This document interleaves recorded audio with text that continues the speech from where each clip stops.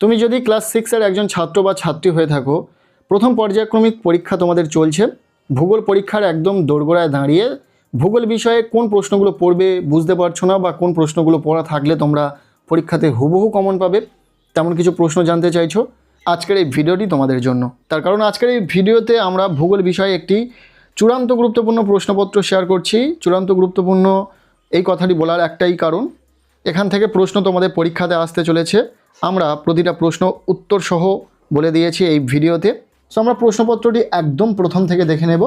শুরুতেই রয়েছে একের দাগ, বলা হচ্ছে সঠিক উত্তরটি নির্বাচন করো, যে কোনো 6টি।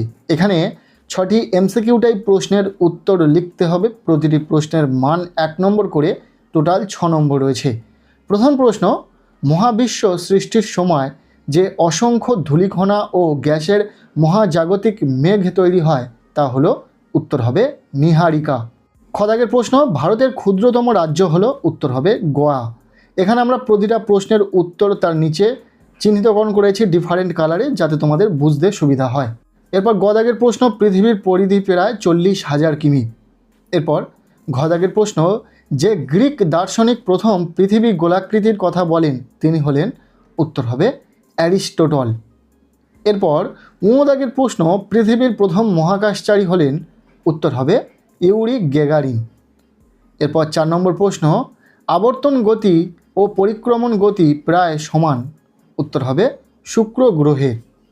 এরপর 1-এর 6 দাগের প্রশ্ন, পৃথিবীর নিজের কক্ষের চারপাশে পশ্চিম থেকে পূর্বে ঘোরে পৃথিবীর, এটাকে বলা হয় আবর্তন গতি। এরপর বর্গীয় দাগের প্রশ্ন, ছায়াবৃত্তের অপর নাম, উত্তর হবে আলোকবৃত্ত। এই ছিল 1-এর দাগ থেকে 8টি এমসিকিউ টাইপ প্রশ্ন, যার উত্তর সহ আলোচনা করে দিলাম। এরপর রয়েছে প্রশ্নপত্রে 2-এর দাগ, বলা হচ্ছে যে কোনো 4টি প্রশ্নের উত্তর দাও। এখানে রয়েছে এসএকিউ টাইপ প্রশ্ন, 4টি প্রশ্নের উত্তর লিখতে হবে। প্রতিটি প্রশ্নের মান 1 নম্বর করে, টোটাল 4 নম্বর রয়েছে। এখানেও আমরা প্রতিটা প্রশ্নের উত্তর করে দিয়েছি। যেমন প্রথম প্রশ্ন দেখতে পাচ্ছ, কারাকোরাম পর্বতের সর্বোচ্চ শৃঙ্গের নাম কি, উত্তর হবে গডউইন অস্টিন। খদাগের প্রশ্ন, সূর্য থেকে পৃথিবীতে আলো পৌঁছাতে কত সময় লাগে, উত্তর হবে 8 মিনিট। শুধু 8 মিনিট নয়, এর সাথে কিছু সেকেন্ডও লাগে। কত সেকেন্ড সেটা তোমরা অবশ্যই কমেন্ট সেকশানে জানাও, যাদের জানা রয়েছে। এরপর গদাগের প্রশ্ন, ভারতের সবচেয়ে জনবিরল রাজ্যের নাম কি, উত্তর হবে সিকিম। ঘদাগের প্রশ্ন, ভারতের একটি উল্লেখযোগ্য অন্তর্বাহিনীর নদী হলো ড্যাশ, উত্তর হবে লুনি।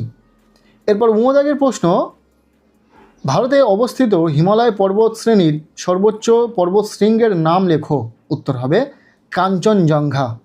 এরপর দাগের প্রশ্ন, ভারতের দীর্ঘতম হিমবাহের নাম লেখো, উত্তর হবে সিয়াচেন।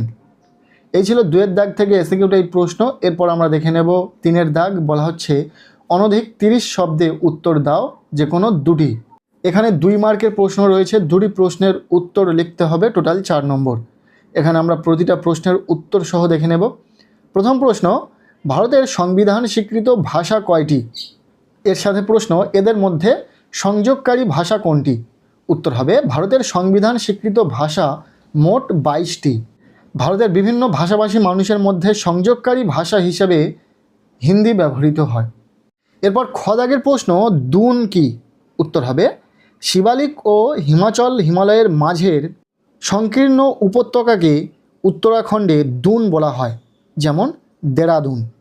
এরপর গদাগের প্রশ্ন, ছায়াপথ কাকে বলে, উদাহরণ দাও। উত্তর হবে মহাকাশে অসংখ্য নক্ষত্র যখন কুয়াশার মতো ঝকঝকে আস্তরণ তৈরি করে অবস্থান করে তাকে ছায়াপথ বলে। যেমন আমাদের পৃথিবী যে ছায়াপথের অংশ, তার নাম আকাশগঙ্গা। এরপর ঘদাগের প্রশ্ন, হিমালয়ে পার্বত্য অঞ্চলের জনবসতি কম হওয়ার 2টি কারণ লেখো। উত্তর হবে প্রথম কারণ, এখানকার ভূপ্রকৃতি অত্যন্ত বন্ধুর বা পাহাড়ি, যা বসবাসের অনুপযুক্ত।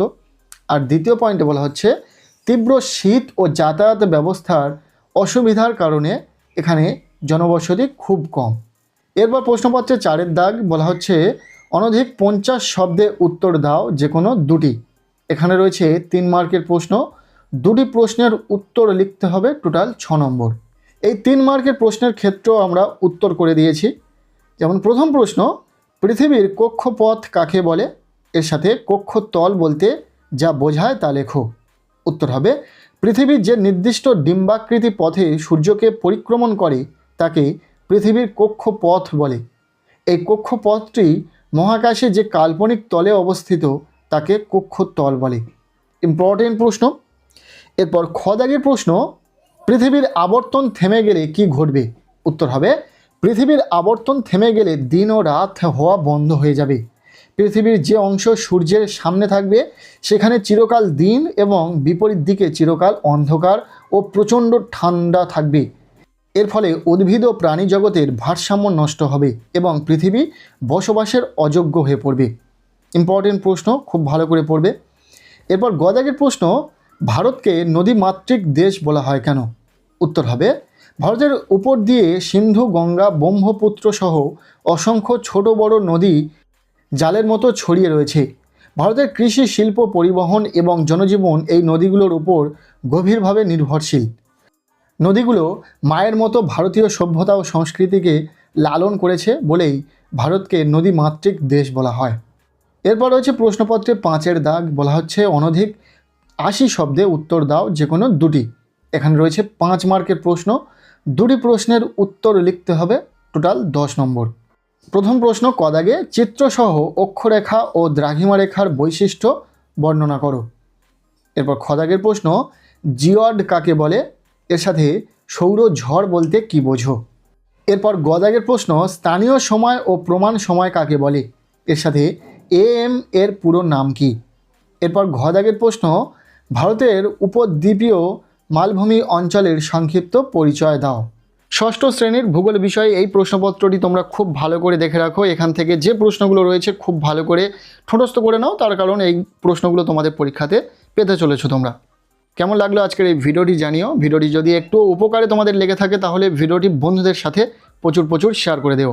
এইরকম উত্তর সহ প্রশ্নপত্র আমরা আরও নিয়ে আসবো। তার জন্য যারা চ্যানেলে নতুন রয়েছে চ্যানেলটিকে সাবস্ক্রাইব করে রাখো।